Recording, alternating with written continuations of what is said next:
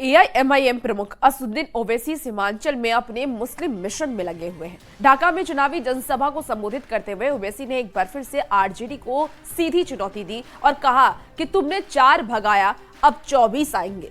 ओवैसी के बयान पर आरजेडी और कांग्रेस ने पलटवार करते हुए एआईएमआईएम को बीजेपी का बी टीम बताया। चुनावी साल में एआईएमआईएम प्रमुख असदुद्दीन ओवैसी सीमांचल में अपने मुस्लिम मिशन पर हैं। बिहार दौरे के दूसरे दिन ओवैसी ने पूर्वी चंपारण के ढाका में जनसभा को संबोधित किया। ढाका की रैली में भी ओवैसी आरजेडी पर जमकर बरसे। ओवैसी ने एक बार फिर लालू प्रसाद और तेजस्वी यादव को चैलेंज करते हुए कहा, तुमने 4 को भगा लिया, अब 24 लेकर आएंगे।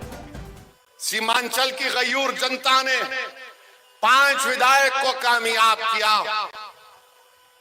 तो यही लालू परिवार ने कहा कि नहीं, तो एक मंसूबा बनाया गया और 4 को खींच लिया गया। वो बेजमीर थे, उन्होंने अपना जमीर बेच दिया। जो जिंदा था उसका नाम अख्तर अली ईमान है।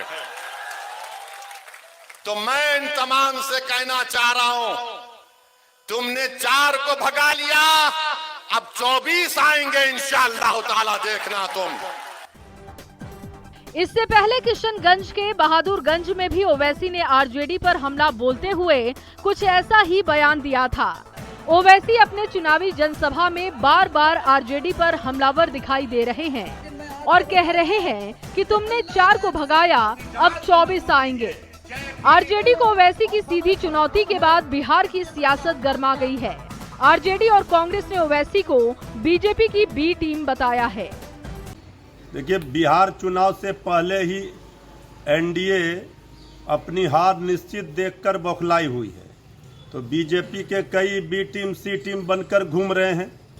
अब 4 कैंडिडेट भी नहीं मिलेंगे इनको चुनाव में उतरने के लिए। अब तो वोट कटवा की भी स्थिति नहीं है ओवैसी साहब। जब चुनाव आता है तो बिहार आते हैं। बिहार की जनता काफी समझती है कि ये अपना दुकान चलाने आए हैं, और दुकान चलाएंगे भी क्यों नहीं। इनके जो आका है, भारतीय जनता पार्टी के जो बी टीम है, वो अपने आका के आदेश का ये पालन कर रहे हैं। 2020 के विधानसभा चुनाव में एआईएमआईएम के 5 विधायक चुनकर आए थे। बाद में 4 विधायकों ने आरजेडी का दामन थाम लिया था। अब ओवैसी आरजेडी पर उनके विधायकों को चुराने का आरोप लगाते हुए आरजेडी पर जमकर हमले बोल रहे हैं। सीमांचल में ओवैसी के मिशन मुस्लिम से बिहार का सियासी पारा हाई है। न्यूज़ 18 के लिए मोतिहारी से अवनीश कुमार सिंह और पटना से आनंद अमृतराज की रिपोर्ट।